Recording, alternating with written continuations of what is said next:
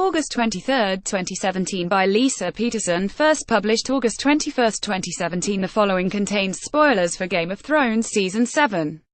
Not sure how the rest of you have been coping after Season 7's heartbreaking Beyond the Wall episode, but our collective spirits are still pretty much crushed.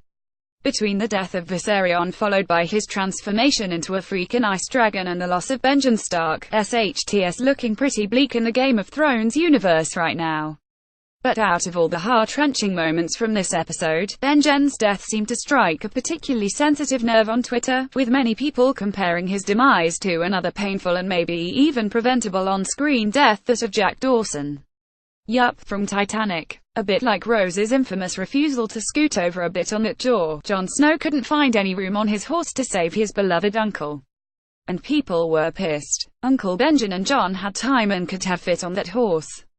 Game of Thrones yell Titanic pic. Tweeted Kivalpkorf, near_Sosa August 21, 2017. Uncle Benjen and Jon Snow not fitting on the horse together was like Titanic all over again. Game of Thrones. Michelle F. at Michelle E. Frank August 21, 2017. I don't understand why Benjen had to stay behind. There was plenty of room on that horse. It's like Titanic all over again. Game of Thrones. Nerdgirl says at Rachel Conrad August 21, 2017. But here's the thing, these two tragic situations are not as similar as they may seem on the surface. Rose had plenty of room on that wooden door, and she absolutely could have saved Jack if she shoved over a bit. All that wooden door needed to accomplish in order for both of them to survive was float, something that arguably could have happened with two humans aboard. That wooden door didn't need to travel at the speed of light to escape an army of wights.